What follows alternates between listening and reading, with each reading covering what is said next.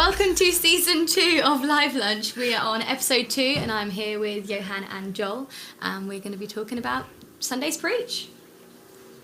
Cool. Hi, everybody. Hi, Megan. Just realised you're wearing a hat and I'm not. Oh, mate. Your head is incredibly petite. Somebody told me off. Well, Compact. actually, they had a go at you wearing hats at Live Lunch. They said it just makes you look old, and you should stop wearing hats. I think I look old generally. I think hats or no hats can help with that. Is it because you are old? Yeah, I think probably aging gracefully is the key. I don't look younger by not wearing a hat. Probably not. No. I guess Well, not. they said it made you look older. Oh, okay. Depends which hat it is. Maybe a top hat from the 19th century. It was your Peaky Blinders memorabilia hat, the one with the little blade in there, which you often crack out, isn't it? I've never seen that program, but I should watch it. Matching combination. We are also at the end uniform. of Game of Thrones finale on Sunday. You don't watch that? Early mornings. I did watch it last night. It was the finale. I'm obviously not going to say anything because our 5 viewers, a few of them might be Game of Thrones viewers and might get dejected if I reveal any spoilers. But is it like finished now? Is there the whole? Yeah, so the TV show is finished.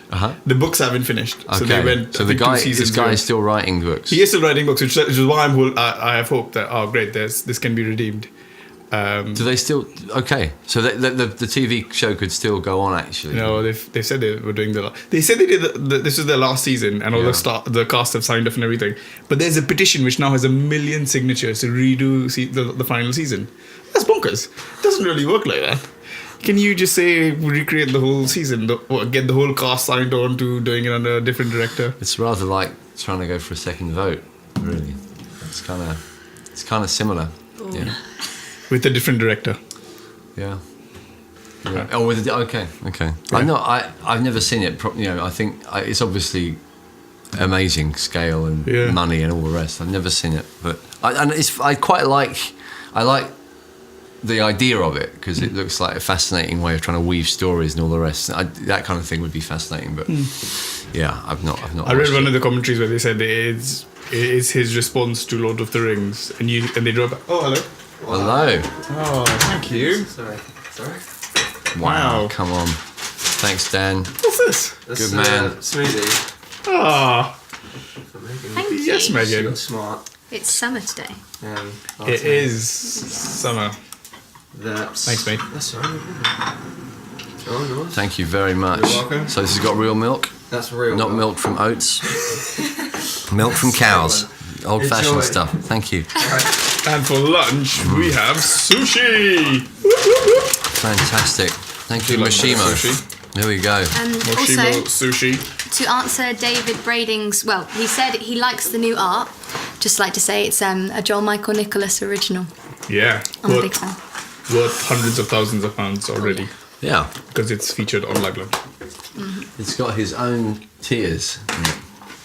And blood. Is that not right? And sweat. And a hangman. What Game of Thrones is. Okay. So we were talking about Game of Thrones, but which we shouldn't Response because to, I've not seen it. Lord of the Rings. Mm-hmm. But very much being like the moral confusion in the human heart. What is right and what is wrong can be relative. And what good... Whereas Lord of the Rings is like... It's quite clear. They're on a mission. There's a right, there's a clear wrong. destruction of evil. Where you can almost imagine it. The bit where Frodo, where he contemplates whether he should destroy the ring or not. But we all know the story. Sorry if you've not watched Lord of the Rings before, but he destroys the ring. In this, it's very much people don't destroy the ring and then live out the ramifications of not destroying the ring. Right. But it's fascinating. Last season, I think, was a bit of a letdown, but it didn't end happily ever after in what you would have anticipated it to end. Wow, I'm going to stop talking because I'm going to give away stuff. Okay. Last Sunday, Yeah. you spoke about... do you like wasabi? This food here. No, wasabi, the sauce. Okay, yeah, I was going to say goes that. on I this wonder food, where yeah. the sauce was, but It's kind of like it's okay. in there. I love Yeah. wasabi. But some people don't like wasabi. I feel like that is worth pointing out. Or Yeah, it's spending definitely a couple lacking of that, seconds but it's all right. We're surviving. Well, We'll cope with it's that a bit of wasabi wasabi. because we're survivors. Go on, Yohaan. You preached on really good topic, a really good title. Jesus' Secret. The Secret of Jesus. Yeah. What is the secret of Jesus? Yeah. So many stupid answers I'm tempted to give. Yeah, but let's not do that. I wasn't sure. Kate's watching and she that's might not tell the me. question I thought you were going to ask me. So you've thrown me a curveball okay. there. Summarize the preach in 30 seconds. No, That is what Well, I'm asking you. that's what you're asking me. That's Okay. what I'm asking you. No, that makes sense now. Yeah, so we talked about how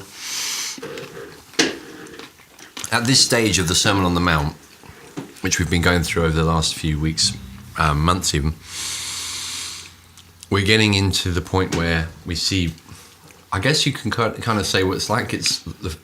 What is the way to live if it's not all the other ways to live? What's the door that he opens if he closes all the others?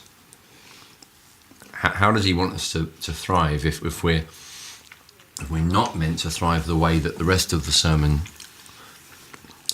insists that we don't? Because he keeps saying, that's not your way. You're not to live with lust and greed and revenge and hatred. You're not to live with self-promotion, with looking for power in relationships.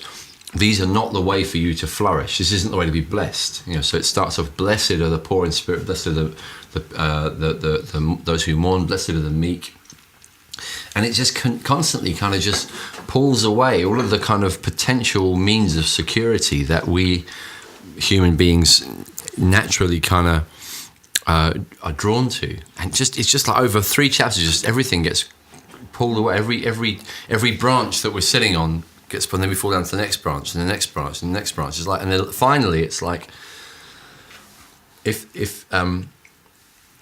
there's any branches left, we're kind of like, God, please don't take this last branch. And he's kind of then coming through in verse 7 of chapter 7 with this is how to find real security. This is how to fly. This is how to, I don't want you perched on branches trying to be safe. I want you to soar. I want you to fly. And so when he gets to ask, seek, knock, it's not incidental. And I think that's why this answer to your question, I just realized, is you asked me in 30 seconds to give you a summary. I'm now preaching the whole sermon, but normally I go a bit long, but I think now I'm probably on record time for going over. But nevertheless, I'll carry on and ignore you. I can't remember where I was. So he's kind of snatched away, or kindly taken away from us all of the false means of security and gratification that we might want, and then said, ask and seek and knock. And I think the reason that's an important way to see this sermon, to see this bit of Jesus teaching, is that otherwise we tend to see the Sermon on the Mount as almost like a kind of random assortment of kind of just general kind of fortune cookie bits of ideas and wisdom and advice. And that's not the way to see it at all. It's not powerful. It's just kind of try this and also do this. Oh, and you mustn't do that. And completely unrelatedly, incidentally, do this. And the standards are really high. If you try following the Sermon on the Mount, it makes, I don't know if I'm allowed to say this, it makes the 10 Commandments look like child's play. Just the bar that Jesus raises with the Sermon on the Mount. Yeah. But to see it as one sermon that's coherent, that fits together, means that when we get to this place where he says, now ask, seek, knock, that this is the way to get somewhere in life, and your Father is good and gives and responds and does want to bless you. He does want to do you good. It's like he said, okay, now I'm inviting you into the way to really live. And Jesus himself has modeled that and does model it perfectly, because he's the Son of the Father, and he lives with complete fulfillment and joy before his Father, and he's shown us how to do it, and now he's teaching us that we can have, if as those who are in relationship with him through Jesus, we can have that kind of security with the Father and life with the Father and joy with the Father. That's the kind of the point of the passage. We haven't read it yet, have we? The secret of Jesus is abiding in the Father. Yeah. Yeah. Abiding, yeah, so that would have been a good answer to your question. Thank you. But let's have Megan. Why don't you read us that? Sorry. Yeah, sure. From verse 6. Okay. So Matthew verse 6 to verse 11. Do not give dogs what is holy, and do not throw your pearls before pigs, lest they trample them underfoot and turn to attack you. Ask, and it will be given to you. Seek, and you will find. Knock, and it will be opened to you. For everyone who asks receives, and the one who seeks finds, and to the one who knocks it will be opened. Or which one of you, if his son asks him for bread, will give him a stone? Or if he asks for a fish, will give him a serpent? If you then, who are evil, know how to give good gifts to your children, how much more will your Father, who is in heaven, give good things to those who ask him? Wow. That bit of scripture starts off with casting pearls before swine and giving to the dogs that which is holy. I guess the question is, personally for me, sometimes I think, I just have, even my thoughts and my ideas of the Bible can feel like garbage, and I'm chucking garbage to swine, and obviously they're going to gobble it up. But how can you, as a Christian, fine-tune or develop your pearls so that they are pearls? Does that make sense? Help me a bit more. So I think I feel like you spout pearls. Probably. I spout pearls. Just off your. There's just pearls and pearls and pearls. Yes, I'm a pearl spout. You are a pearl spout. Yeah. The golden pearl man. You can't have a golden pearl, can you? But I think really I'm trying to like dig into your mind and into your, I guess, your discipline. You can't have them yet. What do you do to sharpen your mind to produce pearls? Oh man, I don't. Okay, I don't think. I think it's much more simple than that. Actually, I honestly don't think it's about us being pearl sparklers or fountains or spouts, whatever. Yeah, spouts. I think it's actually what's been entrusted to us. It's what we look. Just stuff that we've been given. So is that the gospel? Yeah, I think that's what I think that's what the truth of the stuff that God gives us. It's all it means, I think, because I think in some places, you know, it's just treasure, stuff that's treasure, stuff that's good, stuff that's valuable. Like there's Jesus tells a story somewhere else of a jewel merchant who finds a stone of great value, you know, a pearl of great price. And it's referring to the kingdom, it's referring to God, the gift of God to him. And then someone who finds a field with treasure buried in it. So in the context of Matthew, it's like the good things that God gives us. And we talked a bit about this, but I think one of the things that occurred to me, that didn't get to bring out on Sunday, was this shows that there's a place for just being in the right sense, making judgments, being a good judge, judging things well. We talked last week about, you know, thou shalt not, do not judge. Judge not, lest you be judged. And Jesus there is saying, don't become judgmental. Don't judge people out of self-righteousness and pride and trying to be God. Don't do that. But at the same time, Jesus doesn't call us to make zero judgments. We are still called to be wise, discerning people who have good critical faculties that make careful decisions about things and people and places and stuff. And we say, no, I'm not having that. I'm not doing this. I'm not doing that with this.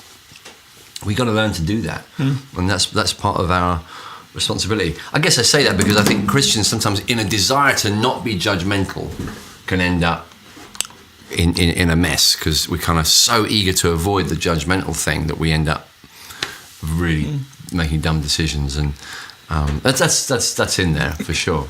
Yeah, I guess I was going to a place of saying, if you've read the gospel, or this was my story a few years ago, where I kind of knew the gospel, Jesus' death and resurrection accomplished, but it didn't feel precious to me. It didn't feel like a valuable pearl. It didn't feel like treasure. It just felt like, you know, something that existed, sure, or truth, and that I could be emotionally detached from.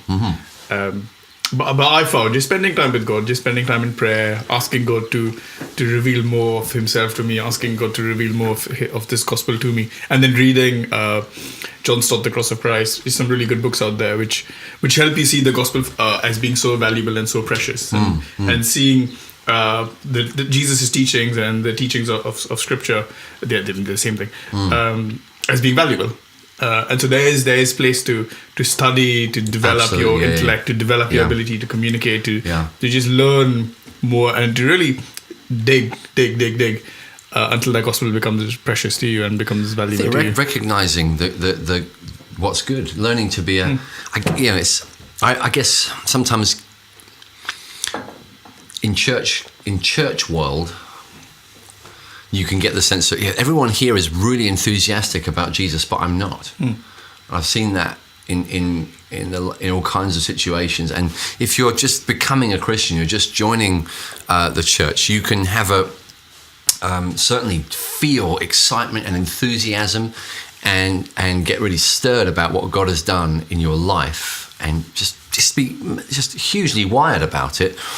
A person that's been a Christian for a bit longer, maybe someone who's grown up in a Christian household or a Christian family, can sometimes almost look longingly at that and think, why are you so stirred and excited? Why do you see value here? When I don't really see the value. I just come along.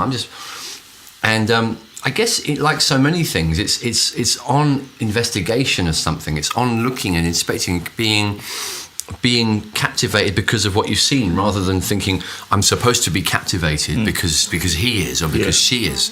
They're so stirred and excited, and they always look really moved in church meetings and inspired, and I'm bored, and so I have to do what they're doing. I have to be excited and show it, and that could obviously lead to a lot of falsehood and pressure, but I think the reality is we just need to look at the pearl, like you say. Spend time investigating the goodness, and like with anything that's good, anything that's valuable, like even sushi. If they're one of the best sushi chefs or whatever in the city, if they came in here and we said, tell us about sushi, we wouldn't be able to shut them up. Then they would just get inspired. They would just be so, because they spend time and they know what's valuable, and occasionally they would get say, don't do that with it, and no, don't use this, use this, and they get really, because someone who's been around something enough to catch the value and the wonder of it is infectious. But someone who doesn't see it, who sees this and just thinks, well, it's just the same as as a crust of bread. They're blind to something of great value, and it's blind, the same. Full stop. Right. Yeah, there is that too. Stop, but it's just it's the same with the kingdom. It's like we if we don't see that it's a pearl, if we don't see it's a treasure, it's our problem. It's like when my kids are like, there's a place in that book that we've talked about before, the book called Think Again by Jared Mellinger, which I think is a very good book to get, where he talks about how his family went to the Grand Canyon, and they parked the car, literally a few yards away, and he stayed in the car because he's a teenager. And he's just having that season in his life where, like some teenagers do, where he's just cocooned in this kind of, just stuck, being morose and not wanting to look at the world. Just it's all boring. Everything's boring. I'm bored by it all. And so he missed. He's never seen the Grand Canyon, even though he was that close. And his family all walked up the road from the car and looked, and he never saw it. And all he ever sees is from books or from movies. He could have seen it. And constant reminder of his moroseness. Well, but it's just that kind of. I'm not going to even look. I think we that is a huge parable, because spiritually that's exactly what happens to so many of us so much of the time. Brilliant. Oh, we went off track there, but it's good. Wow. We only have 10 more minutes. Jumping into what Jesus shared about, there was a lot of asking and seeking and knocking. That said, that whole sequence said twice, and then said a few more times. I really like what you said. A good father understands that when children keep asking him for stuff rather than just enjoying his presence, that's how kids are. That I found really helpful, because sometimes they just don't ask me for stuff. Just enjoy me. Just talk to me about your day. And they're like, no, I want to watch Peppa Pig. That's swine. But yeah, it's a pig theme. There you go. But But it seems like Jesus is encouraging us. No, ask your Father. Ask. Yeah. Why so many way times? Yeah. It's a way to get to know him. Yeah, it's like just that's where you're going to start. Start with asking, and it will turn something else because he won't always give you exactly what you want. that's how relationships develop. Is when you hit a kink. It's like, oh, it didn't work. You're a person, not a machine. This isn't like a vending thing. So I'm going to have to get to know you now and work out why you didn't let me have that thing. Or and I think that's part of the journey. It starts with our need. Like, I just please help, please give. It starts with our need. Good place to start, but it doesn't just stay in a place of just treating God like that. You begin to develop this relationship, and it is. Jesus calls us to his relationship with the Father, which would have been involving a lot of asking and seeking and knocking. We know that he prayed and gave himself to prayer, and he was passionate in his praying. So to the writer to the Hebrews says, that he poured his heart out with cries, and Jesus was a passionate prayer. But it's interesting seeing the sequence, like asking, seeking, knocking. So it struck me, this is almost like a 3-point sermon. It's like, ask, we want to know what. Give me the 3 points. Give me the TED talk. How do I 3 ways to become a successful person? And it's like, okay, here they are: ask, seek, knock. That's a different way to see it. Like I would have always seen it as all saying the same thing. Ask, seek, knock is like a weird poetic way of saying one thing, but actually no, he's saying it 3 times for a reason. There's a depth of asking. There's a depth of seeking. There's a depth when you ask. I can ask you because you're in the same room. I can say, Megan, can you just pass me that? Or it's just But if she's not here, I have to go find her. And that takes it to a different level. I have to get up and go, and it takes something out of me. And then if she's in a room where the door's shut, I have to knock. I have to. How are we going to get into a conversation? I think the way to interpret that into our lives, in our relationship with God the Father, is it gives space for us to think almost creatively. It's like, okay, I know what it means to ask God for stuff. Seeking him is going to mean something more. There's like there's a persistence. I'm looking for you. I don't feel you, so I'm just going to push harder. I'm going to spend more time looking for you. I'm going to give up such more chunks of my time. I'm going to do it for a longer. I'm not going to do it just once. I'm going to pray for this several times. Or maybe there's someone listening to this right now that's got a big problem in their life that they want God to help with. Also, I wonder if it would be helpful if you maybe give us an example of something that you went through on this journey or this process. One tangible example of asking, and then is there something you can share with us? Well, I guess sometimes in church leadership there'll be, for me it would be that, because that's my job, but it's not, whatever your job, if you're a plumber or a car mechanic or an accountant or whatever, just apply it to your job. There might be a problem that you're facing in your work that you think, I can't see how this is going to change. I cannot see how this is going to change, but I can ask God. And there'll be times when I've asked God and it's like, yeah, nothing's happened. I've just, at least nothing I can see. So it's like, what do I do with that? Oh, it didn't work. Prayer doesn't work. Or is it like, no, that was just stage 1. Now it might be that you're not getting it this time, so it's time to seek. So maybe, I think of things that I've said, right, I'm going to pray about this every week. I'm going to give an hour of prayer on this particular day every lunch for a few weeks. Are you still asking for the same thing? Yeah. Just keep bringing it back. And I think that's healthy. It's like a persistence. I'm going to make this the focus of my praying for a season. I think it's be true in parenting. Some people, it's like, I'm going to pray for my kids for a particular thing the same day of the week, every week, for years. I'm going to just do that, and I pray particularly for my kids and that kind of thing. I've heard of that kind of stuff, and it's a powerful example.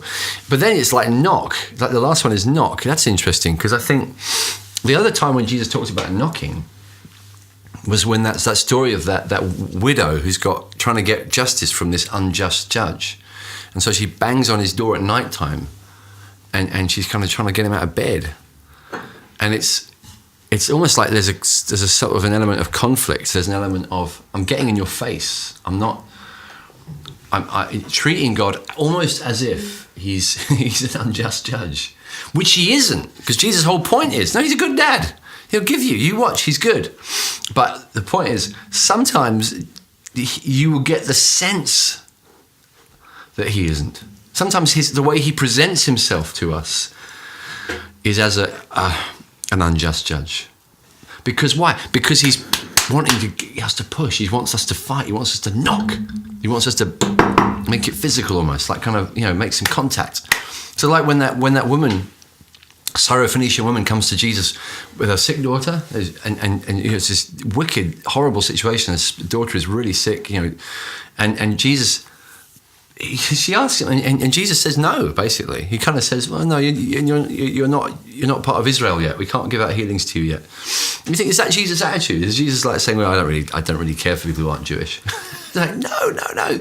He's like he's throwing it back to see how she'll come back, and she does come back. She starts to argue with him. She says, "Yeah, but even outsiders can receive some blessing. Surely, come on, Jesus, come on." So she's kind of arguing, and then Jesus gives her. He says, "Your faith, you have great faith." He changed his mind. Yeah, it's effectively. amazing, isn't it? Yeah. Yeah. So and we're a little scared of that. You can't change God's mind. Yeah. Evidently, you can. We Let's can. look at it practically. Let's just look at it as facts of the matter on the pages of the Bible. How does it work? Practically. Let's not get too clever about the theology of it. Let's just look at what actually happens when we persist in prayer.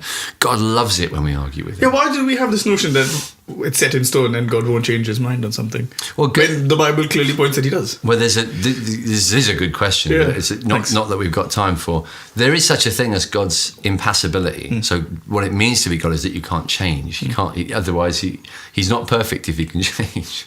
So he's unchanging in his perfections. And so that to go to the nth degree on that means that he doesn't ultimately change his mind. He's not a flippant God. No, but you're saved tomorrow or not. But nevertheless, he's presented himself to someone who wants to relate to us in that way. He wants us to feel that we can change his mind. He wants us to feel that we've got the chance to present arguments. And so, although we need to. It's like we need to hold both. Both are scriptural. There's an ultimate unchangeability in God, but we are totally invited to wrestle with him. Really, even literally in the case of Jacob. So there's a lot of that. Anyway, that's a big thing for us to keep learning. Have you read Andrew Murray's book? I think we probably mentioned it on the show. Andrew Murray's book with Christ in the School of Prayer, and his chapter on this verse is outstanding. Yeah, that changed my prayer life because it goes to which good father will not provide for his children. And he says that often we give up too soon in this process. We ask, we don't get a response, and so we give up. We're not going through the whole seeking and pressing in. Yes. I can't remember what Andrew Murray says on that stuff. So so he says, or maybe this is my interpretation of it, but I think he does, is no good earthly father will not respond to his child. So if my kids ask me and I just ignore them or I don't respond to them, I'm a terrible father. And yet we seem to translate that onto God, saying, "Oh, I haven't heard anything, I haven't had a response to my situation. So at worst, God, you don't love me, or you're a terrible father." Yeah. But we've not really pressed in, and God could be inviting us to come on, dig deeper. No, there's just those answers. the invitation is always. It seems God is always saying, "There's more. There's more. There's more." Like Tozer said, you can have as much of God as you want, and I think that's what the Sermon on the Mount. It works around this. I think Jesus is saying to us, this is how I live. Yeah. And you guys, you seem to live for these other things. You live for money, sexual gratification, easy divorce, empowerment in your relationship. He says, this is how I live. Yeah. Look, watch me. This is how I live. I live by asking, seeking, knocking. And you think, I've tried that, doesn't get me anywhere. It says, you haven't tried it. You don't know how much, you don't really, you've just scratched the surface. Go in deeper in prayer. Go in further. And I think that's what's valuable. So for me, a big plug, we've plugged it before, but Paul Miller's book, A Praying Life, is probably, for me, is one of the best books I've ever read, if not it's certainly one of the best books on prayer, if not one of my favourite books ever, because it's like you could read it several times. It's just such a rich book. But I think his way of grasping this point and making it is so, so powerful. I think one last question before we finish, sorry if you're going a bit over, is why is this so important? Why do you think this is the key? This is the secret, prayer or abiding in God. Why is this the thing? Yeah. I guess because we're made for relationship with Him. We're made to know Him, to know the Lord. So it's funny when Jeremiah summarizes the whole point of the law in Jeremiah 31 or 32, where he talks about God's going to write the law in our hearts. And he says, no longer shall a man say to his brother, know the Lord. And that's his whole summary of what the law is for. That's an interesting way of instead of me telling you the law by saying, here are all the commandments, here's all. Jeremiah sums it up by know the Lord. That is what God's will for us, is to know Him. And so you start to see why prayer, time with God, becomes that's why it's so high up on the agenda, because it's about knowing Him. That's what I was made to do. So that would be one way of seeing it. Brilliant. Thank you so much, Joel and Megan. We've run out of time. Tune in next week.